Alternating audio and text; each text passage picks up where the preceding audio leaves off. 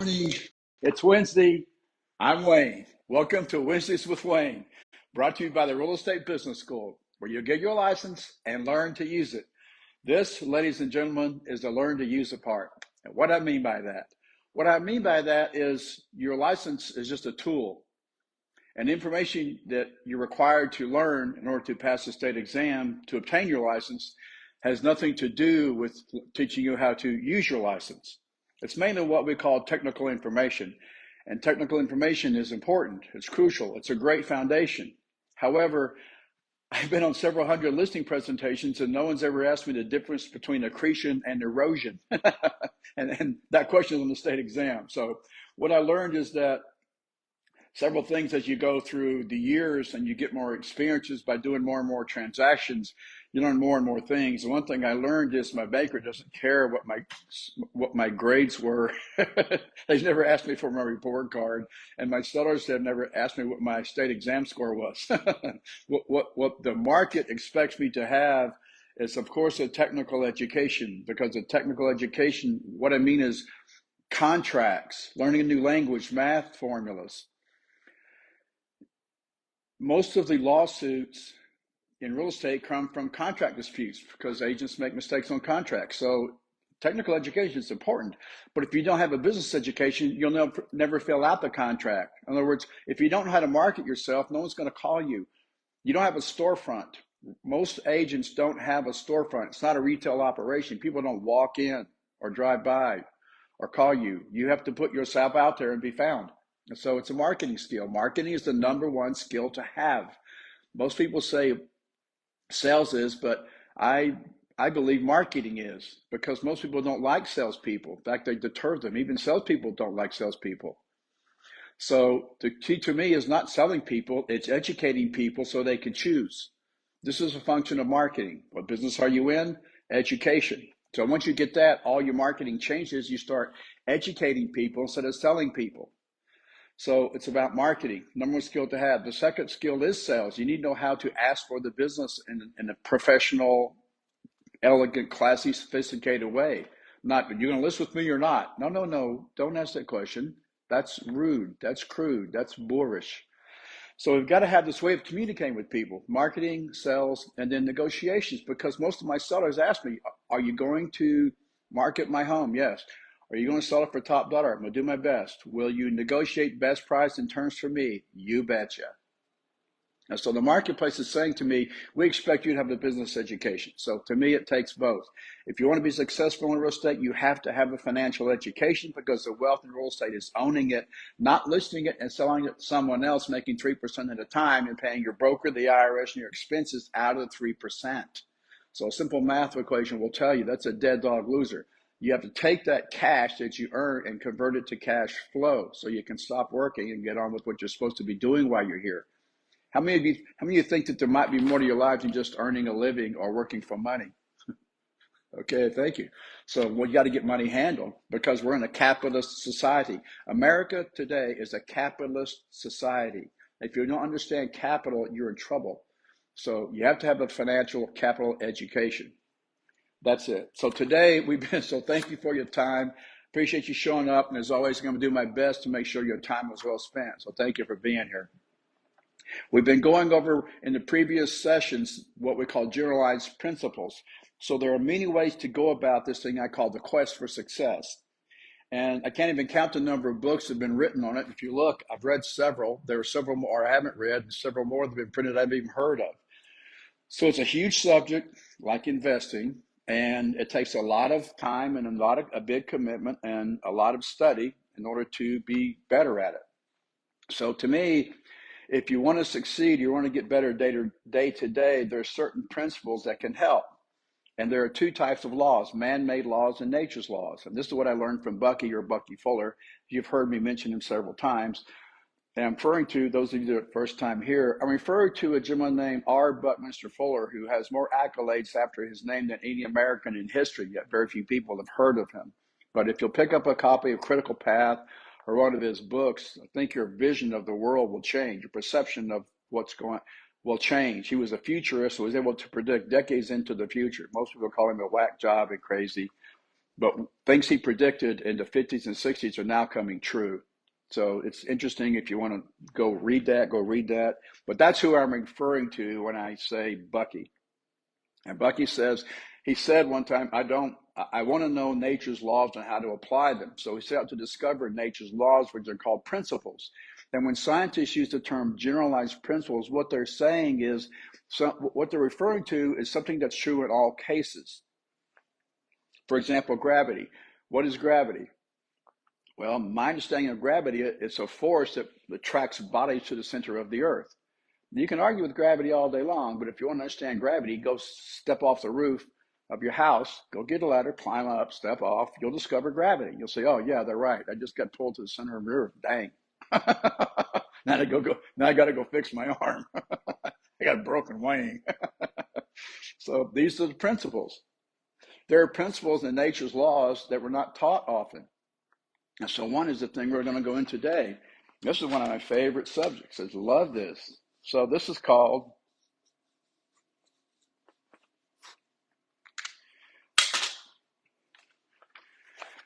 the word is synergy.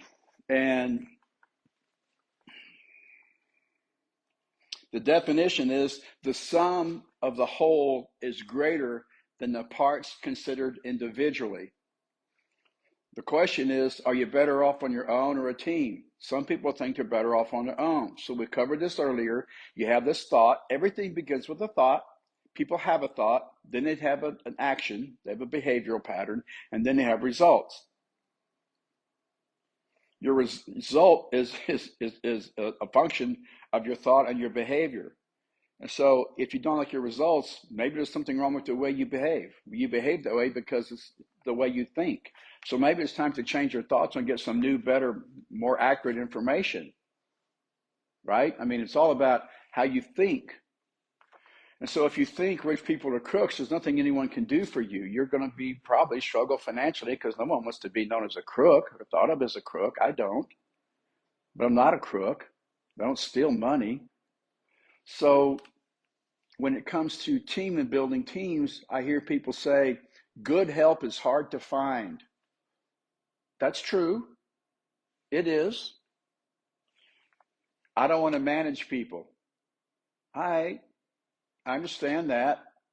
I'm not a very good manager myself. So I understand why someone wouldn't want to do that.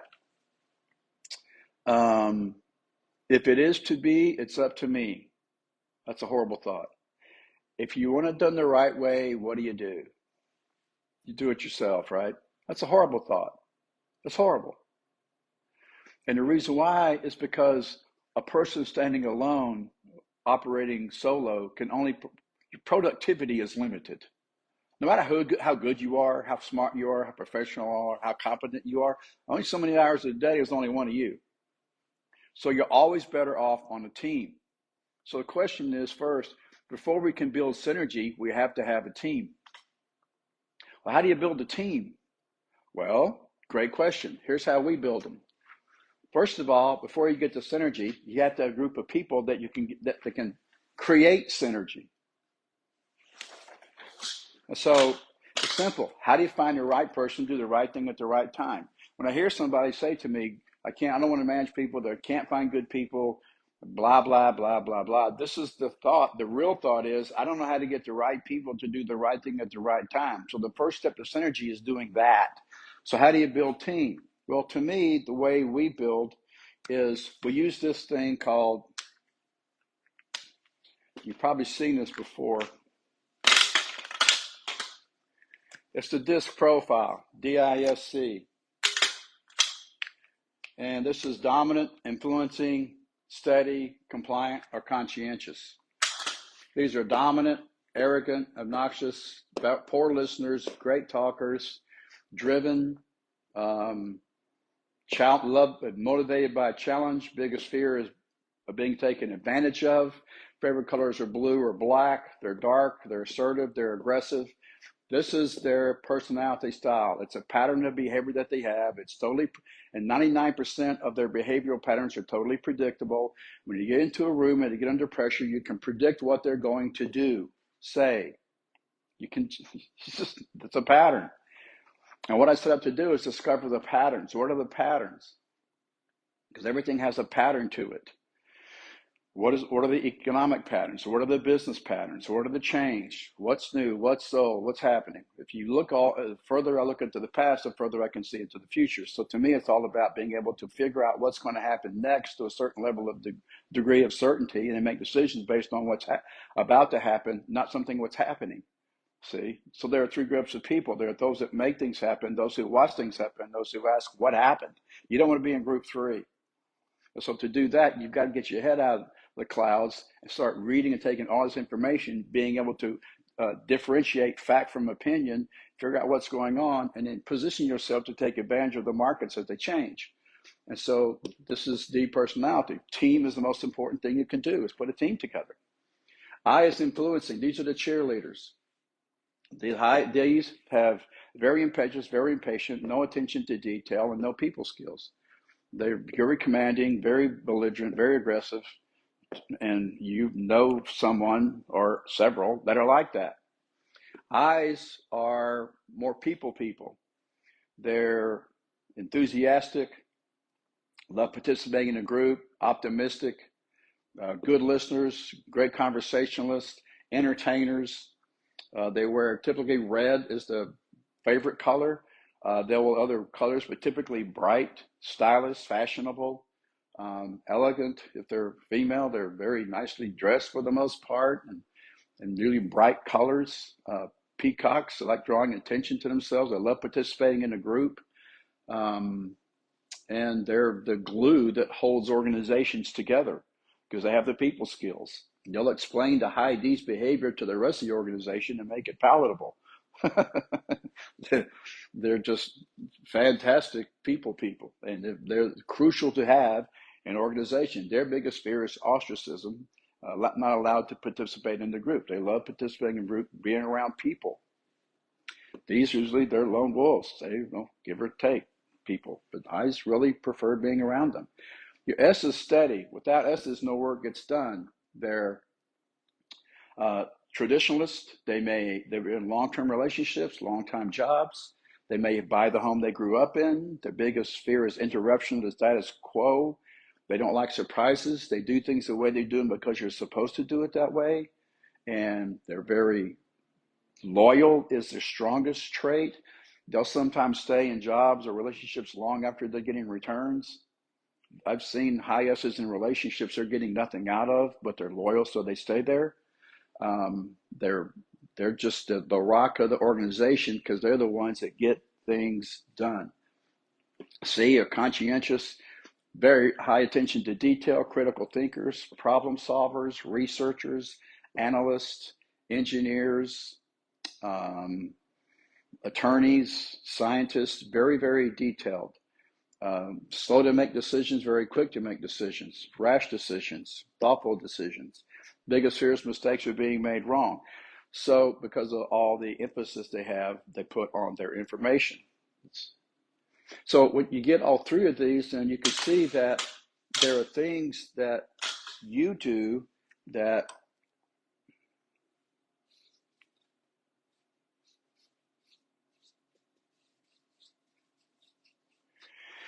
you do things, you have innate skill, you're born with the gift and meant to be an incredible success.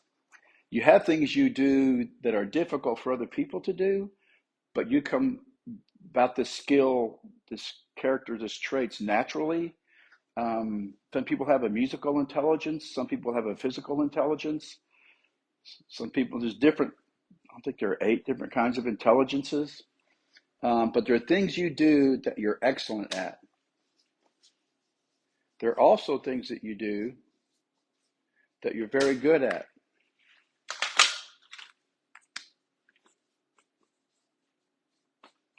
The things that you do fairly well, and there are things that all of us just do poorly. We're just not good at it. Don't hand me a guitar and say, entertain us. I guess not only can I not play, I can't sing. And I'm not going to embarrass myself in making an attempt. There's not that much alcohol on the planet. I'm not going to do it. And so what I've learned over the years is I'm not going to try to do this. There's no way I'm going to try to be a manager. I just don't have the people skills for it. My people skills are so bad. My wife, every time I give someone a pep talk, they quit. That's an embellishment, but it's fairly true. I mean, it's not that I don't care. It's just I don't care that I don't care. It's just I don't have people skills. So I'm not going to try to. I'm not going to go take a management course and listen to management DVD videos and try to become a manager. It's just not something I want to do. Um, so there are things I'm excellent at and very good and fair and poor, just like you. And so what I do is I figure out which one of these are excellent where I'm poor. Because when they come to the table, they fit these same categories. They have things they're excellent at. It needs to be the opposite of what I'm excellent at because we don't need two excellenters in the company. There's room for one ID. You're looking at them. And so this is what I've learned over the years is how do you get the right people on the bus? How do you get them in the right seat? How do you get the wrong people off? So the beginning step of synergy is putting the team together because some people are the kiss of death. They just don't perform well on a team. The problem is they're really, really good. They have a really highly developed skill. It's a character trait unlike any other, but several people possess it, and I've run across them in my life several times. It's called the ability to interview. I've hired some excellent interviewers, but when it came time to actually doing the job, no, no. I'm like, how did I miss that? Well, they're great interviewers. They tricked you. So, as Chris Rock used to say in his comedy routine, when you're meeting someone for the first time, you ain't meeting them. You're meeting their representative. And I found that in the process of putting a team together, this is more than a joke. It's very true. If you've ever been on a date, you know what I mean. Time goes by and you look one day and you go, what happened to you? You were like that when we met. So to me, you have to, first things first, right? So you've got to start here because if you blow this exercise, then your synergy shot before you start. So we have a whole course on this. You can go take it if you want. It's kind of funny. It's entertaining. It's kind of fun to do, but to me, it's all about systems. So we have a system where we hire the perfect person for the perfect job in 45 minutes or less with no resume or interview. And you don't need a resume because there's a marketing term called puffery. It's a lot of resumes. As I said, there's no sense in meeting somebody. When you meet somebody in an interview, look at them, listen to them, enjoy that, okay? Because that's the best you're going to get. Next week they come in, raggedy t-shirt, cut off. Like, what happened to the dress you wore at the interview? What happened to that business suit? You were looking pretty snappy, dude. You look like a hobo out here. Come to work looking like this? What? Oh yeah, I got the job now. All right. I hope this makes sense. But the thing is, figuring out DISC. You understand how to use this tool. This is one of the most powerful, profitable business tools I've ever used. Use it in negotiations. I use it in hiring. I don't use it in firing. I just go, not including today. How long have you worked here? That's how we fire people. And then creating relationships, building rapport, understanding people, trying to figure out how can I articulate my point of view so it's received, because they're all taking information differently. And the other one is NLP. If you don't understand that, go take a Tony Robbins course. But it's neuro-linguistic programming. It's the effect that words have on the nervous system. Every time you speak, you affect someone's nervous system. So if you're in a group doing a presentation, or at home in someone's house doing a listing presentation, then it's imperative to me to understand that when you speak, you're affecting their nervous system. So I have to choose our words carefully. So to me in marketing, you got to figure out of the 173,000 or so, however many there are words in the English language, which ones do you choose and what order do you put them in to compel someone to take action? That's the goal to me of marketing. You want people to take action. What's the action? Well, the action is download some material, watch our videos, get an education, figure out if we're a fit for you. If you have a really crummy product or service, what's the best thing you could have? A stupid customer. Well, let's call them uneducated. But if you have a really, really good product or service, what's the best thing you could have? An educated customer, because the dumb ones don't know the difference. They'll buy anything. But you want an educated customer. If your product is really good as you say it is and think it is, then educate them. You don't have to sell anybody anything. We're in a capitalist society. Our country is driven by consumers.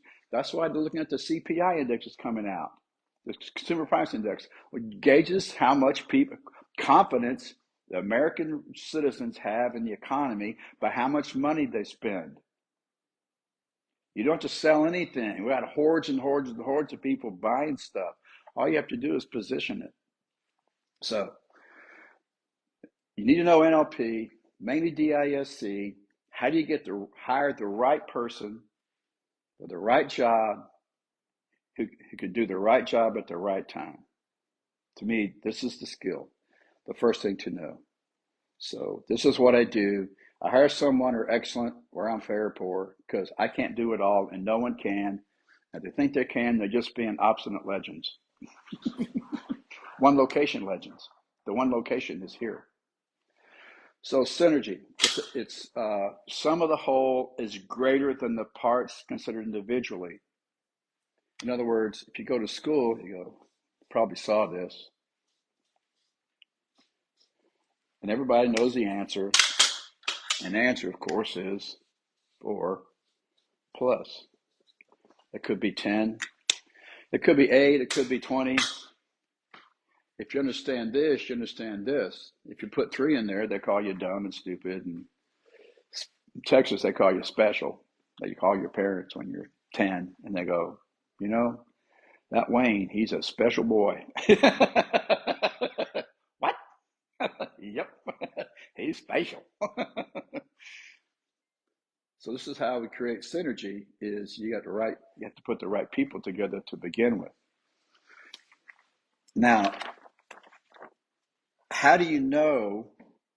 So it's a magic. It's a magic that doesn't make sense. And how do you know you have synergy? Well, if you look at some businesses, they have very highly skilled, highly educated, highly trained, highly experienced group of people, but they can't get out of their own way. They just can't seem to figure out how to get their systems in place, deliver the product or service they promised, to make a profit. And you got some of these characters out there stumbling, bumbling, and fumbling their way around, and they just knock it out of the park financially because they've got a team of people that work really, really well together. They're all aligned in the purpose. They put their personal issues and values out of the way, and they commit to this common goal or this common purpose and this culture. And they're all focused on it. They have a like mindset. And when you get this, you create this magic that doesn't make any sense. It can't be measured. It's synergy. And if you've experienced it, you know what I'm talking about. If you've ever been on a team in high school, a baseball team, a volleyball team, football team, any kind of team, then you know what I'm talking about. And you won big and you've had good synergy and you played well together. You just creamed every game and you won all and had success. You know what I'm talking about. If you've been in a business that worked like this, then you know what I'm talking about. If you don't, then you're missing out on something very special. So I had the experience of both. Several of the teams I've been on had great synergy. Some businesses I've been in, great synergy. The business I'm in now, great synergy. It's the best group we've ever had. It is seamless. No drama, no issues, no problem. Everybody knows what they do. It's magic. So when you look at I'm a football fan, so if you watch college or NFL, it's more refined. NFL is more, to me, more refined, but you can tell which teams have synergy and which teams don't. And some teams that, if you'll take the players and line them all up and look at their resume, like there's no way these guys are going to lose. No way. They're the best of the best at each position, but they can't get to the finish line. Then you have teams that have some holes and gaps, some guys that could be better. not quite developed yet. They're new to the league, still trying to find their way. But they win and win and win and win and win because they know how to play together. And you'll see this. The Chiefs last two, Kansas City Chiefs won the Super Bowl, right? Last two games they won on the last part of the game, last minute or two, on a penalty. So someone on the other team doesn't understand synergy, did something, broke the rules, did something they shouldn't have done, and did the kiss of death. It cost them. You see it quite frequently once you know what to look for. So I'll give you some keys to synergy if you want them. Number one, put your team together. When you put your team together, these are the keys to synergy. Number one, this is especially to you high Ds out there. Listen.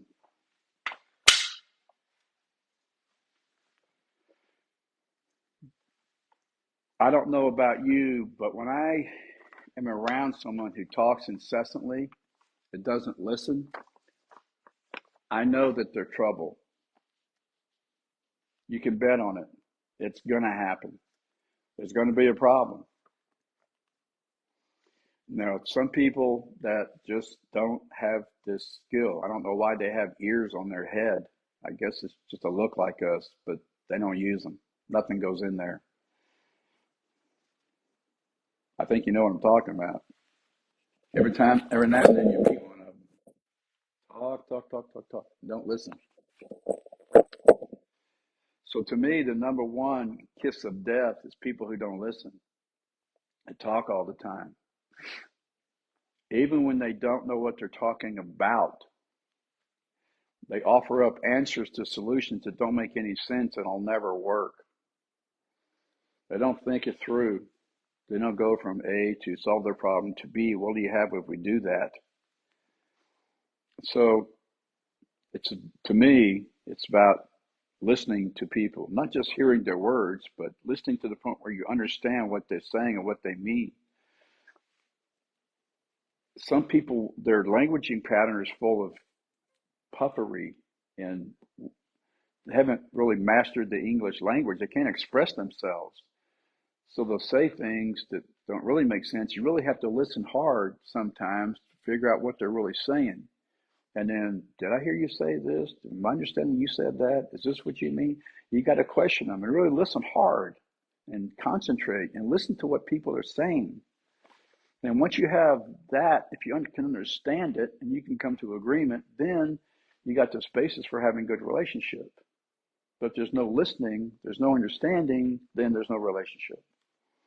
So to me, number one, listen.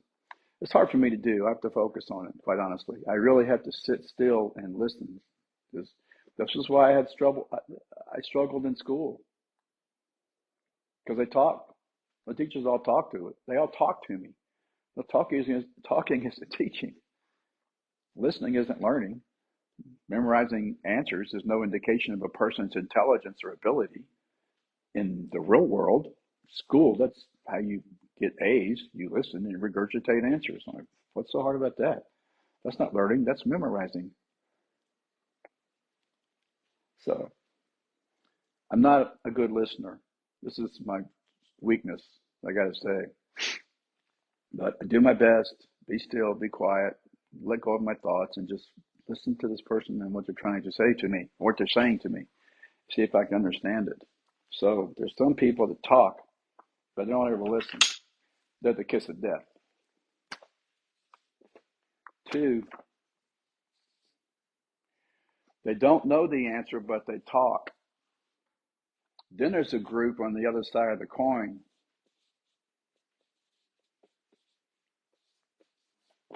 And these are the ones that make me really crazy. They know the answer, but they don't say it. They know the answer. They don't talk. They're the kiss of death. They know how to solve the problem. They don't say anything. Kiss death. They're the ones that get under my skin the most. So if you're an organization and you believe in that organization and you want to add to the organization and you know something, speak up. Have the courage to say what needs to be said. I had one time this person says to me, I don't get anybody in trouble. Get them in trouble. What am I, daddy? What are you, 12? This is a freaking company. You want to get anybody in trouble? Holy mackerel. Where does that even come from? You're grown up. You're a grown person. Talk like you're a teenager. Those days are gone. Jesus. You know what I'm saying? I hope so. You probably can relate to this. Probably had experience. I don't get anybody in trouble. I'm not in trouble. If they're in trouble, it's because they got themselves there. And don't go into collusion with them or hide and cover it up. You become as guilty as them. Let's all have it as an organization where we're all going in the right direction. Speak up. Especially today, where you get censored or canceled or ostracized or punished for speaking up. So for me, today, more important than ever. Find your voice, say what needs to be said, speak the truth, and speak up. So that's number 2, knowing and not saying. Number 3,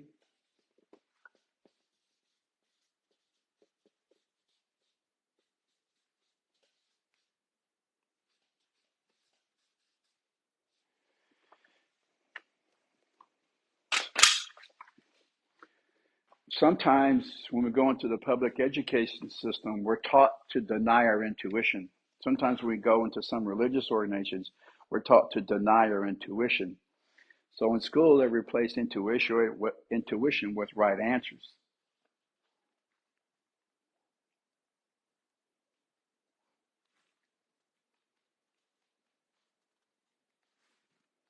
You know, and you know what you know.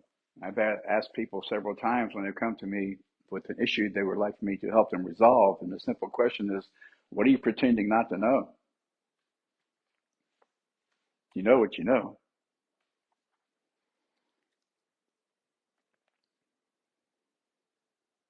Right? So trust your intuition. Think about the times that you've not trusted it and something happened that you didn't want to have happen. And then you have this thought, I knew that was going to happen. So rewind the tape. Next time this happens, go, I know what's about to happen. So then stop. Trust. You don't need to be, trust. I mean, you know what you know. And I don't know how to say this. I was taught to doubt myself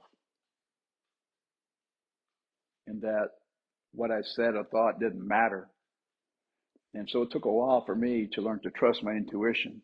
And I've learned over the years it's actually it's highly developed. I actually know what I can almost know the feeling you get when you're around someone or you're in a certain situation. Like, I know what to do. Well, and I've learned to trust my intuition. And I've been told at the time, nope, that's not a good idea. It's not going to work. And it was a great idea and it did work. So if you're going to be on a team and you feel like we should go in a different direction or not do a certain project or do a certain project or whatever the case may be, I'm just going to encourage you, if you want to create synergy, trust your intuition, listen, speak up. Okay, next one is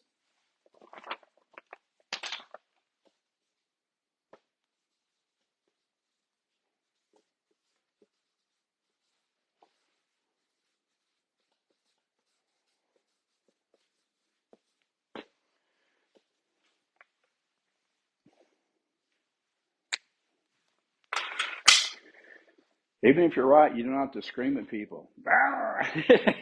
You put your point across gently. Learn to speak with compassion. I know. You don't do that. Well, not all the time. It's because I'm an impatient high D who just wants to get it done. So, look, I'm working all this myself. I'm telling you, I'm good at it. I'm just telling you what I observed. We're all a work in progress, right? So be compassionate. Put your point across gently. It's been my observation. I think maybe we should consider whatever it is. And then the last one, the 5.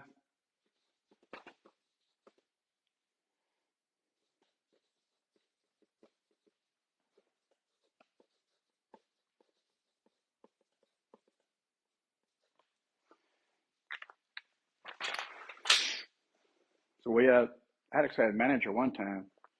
I guess we'll just have to agree. We'll just have to agree to disagree. I'm like, no, we're not going to agree to disagree. We're going to agree. So we're just going to sit down and talk until we agree. We couldn't get there. She wouldn't have it. We didn't want to wouldn't have the conversation. I'm putting together a partnership agreement, and the attorneys are, well, what do you do in case of conflict? I said, we're going to sit down and talk it out. How's that going to work? I said, simple. It's called agree to agree.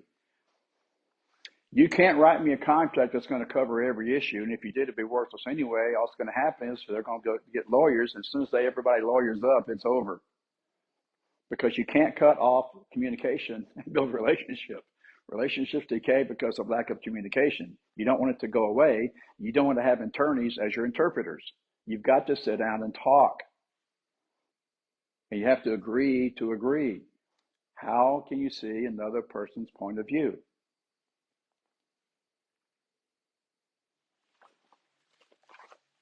And there's actually one more. Just commit.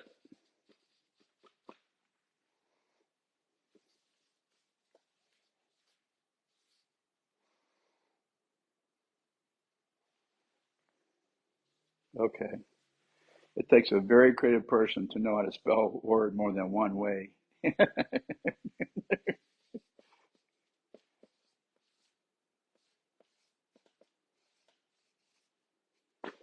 Commit to resolution. I think I got it squeezed in there. I hope you can read that.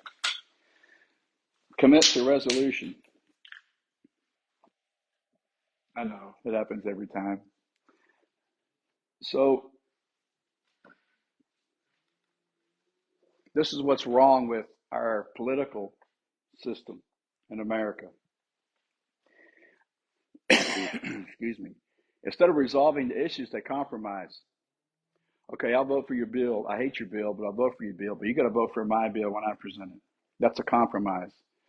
Do not compromise.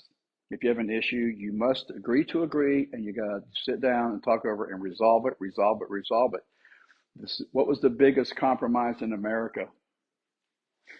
Killed hundreds of thousands of people. Biggest compromise. Missouri, the Missouri Compromise. What was the issue? Slavery. What was the problem? As states were being admitted to the Union, those admitted to the North were free states. Those admitted to the South, they drew a line across the country. The first thing, if you want to have a problem, first thing you want to do, draw a line in the sand and go, don't cross that. You're inviting war. You're inviting problems. So don't resolve. Don't compromise. Agree to agree. So they drew a line right through the center of the country. What was it called? Mason-Dixon line. As we were migrating from east to west, those states that were admitted to the Union north of that Mason-Dixon line were declared free states. Those who were admitted south of that line were declared slave states. Did it resolve the issue of slavery? No. It was the worst compromise ever.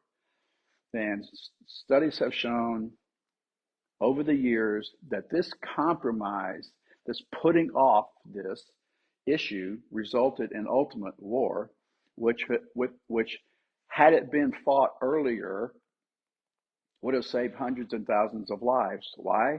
Because while we were compromising, the country was growing, so was technology. And what was invented, instead of this single shot powdered rifle, this thing called the Gatling gun was invented. It was one of the first machine guns. I don't know if you've ever seen a Gatling gun, but it's this big barrel like this. It's got all these little barrels around it. It's a big metal tube. All these barrels around it, and when you crank it, they fire as fast as you can crank it. And they're very, very deadly. We have an aircraft now. It's called the Warthog. It's a Gatling gun. When they put wings and motor on it and it flies. It is the most deadly weapon. Frightening to see this thing work. So just Google Warthog and Google Gatling gun. You'll see how powerful this weapon is.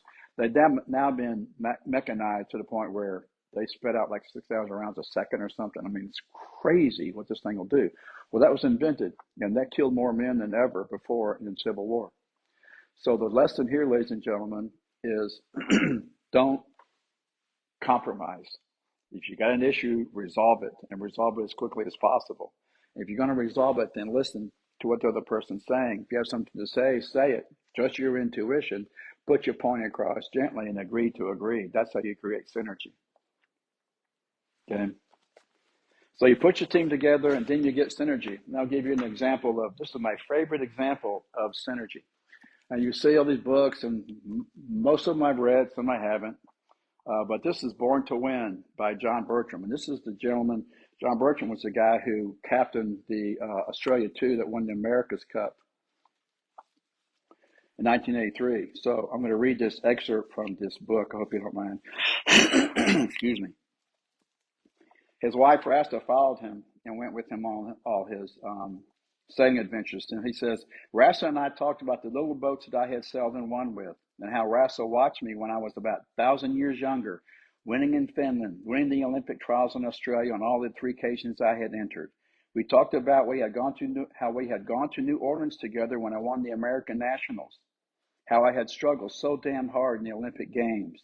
Now it seemed it was just the 2 of us again, here in this dingy little room in this tiny little apartment, with not much money. And once more she was holding my hand as I prepared to go out and take on the world again. It was a feeling that certainly had a lot of loneliness in it, and it held us together. So John Bertram knew that his primary relationship was this form of inspiration and synergy. And the way he and Rasa got along was a huge factor in his ability to become the successful captain that he was. And after they won the America's Cup, this is what he said. Excuse me. I'm afraid that even in this age of high technology, I'm going to be forced into venturing the opinion that the America's Cup ultimately was won by the men who sailed Australia 2, not technology. When it came right down to it, we held our nerve, we read the wind right at critical times, our general crew work was always equal and ultimately superior. We outworked them and we outsailed them. Our morale was better, our team spirit was better, and our sail inventory was better. And in the end, it came down to 41 seconds. If I had to mark the 2 skippers, I'd give Dennis Conner an 8 out of 10, and myself, well, about the same out of 10. We both made mistakes, and we both had great moments, but I think my crew fought harder for me than his did for him. I think Dennis, being essentially an autocrat, did not get the same help and feedback that I received from my boys. No one would have dared shout, "Shut up, Connor, and sail the boat." And the eager, helpful democracy of Australia 2 was missing in the American camp. Dennis places himself above other men, and many of Liberty's crew's decisions were made on his whim. Many of their self-selections were made on his whim. When it came down to winning and losing of the America's Cup, I'm afraid that Dennis found himself a man alone as well as a man apart. Even his own boss, Robert McCullough, did not call to thank him. All through that summer, Dennis, as always, stayed apart from his crew socially, and I believe that hurt him. My boys would have died for me, but I do not think his would have done the same for him. America did not lose the America's Cup, as so many newspapers and magazines and indeed books would have us believe. The Australians came and won the America's Cup.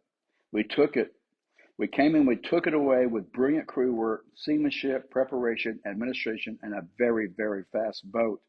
And we won it because in the end we wanted it most. And here's the part that got me. The Americans had a team of champions, but we were a championship team. So when you look at your team, excuse me,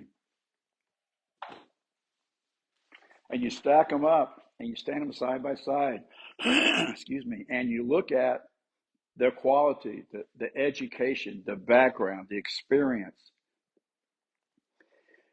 It sometimes doesn't matter how much they have. What matters is their attitude. I've hired and hired and hired. I can't tell you how many people I've hired over the years. And the main thing I'm looking for, I look at the resume. I mean, today, to get in our business, we're a technology company. You need to have a technology background. You got to know. There's just certain things you need to know about technology. You can't have somebody that doesn't know how to run a computer. So that's basic. After that, it's attitude. How do you hire attitude? I'll let you know when I figure it out. But I've managed to do it. I think it's mainly luck of the draw. And I got to say that this staff I have, they may not be a team of champions, but they're a championship team. And I'm so proud of them and what they do and how they do it and their commitment to making sure that people understand what you're getting into when they get into real estate, what to do, how to do it, what the pitfalls are, what the opportunities are, how to get your life the way you want it, how to make as much money as you want, how to make your dreams come true. They're really, really good at it. So that's synergy, a magic that doesn't make any sense. 1 + 1 + 1 can equal 4. It can equal something else. How much synergy do you have? That's why when you work alone, you never experience this. Not only do you struggle financially, you never get the joy of experiencing the magic of synergy, of being on a group of team that are committed to a goal and have a purpose. They get along great and just enjoy what they do. It's magical. That's why some teams fail and some teams win. Why some businesses fail, some businesses win. That's why some people fail and some win. So go win. That's it for today. Thank you for being here. Wednesdays with Wayne, brought to you by the Real Estate Business School, where you get your license and learn to use it. This, ladies and gentlemen, is part of the learn to use it part. No one succeeds alone. You're only as good as the person on your team. If you're the smartest person on your team's in trouble. If your team revolves around you, your team's in trouble. The key to synergy is the key. It's one of the best ways you can leverage yourself and do more with less, the point you do everything with nothing. So thank you for showing up. Thank you for your time. I'll see you next week. This has been Wednesdays with Wayne. Let's go out and make it a better world. See you next week. Thank you.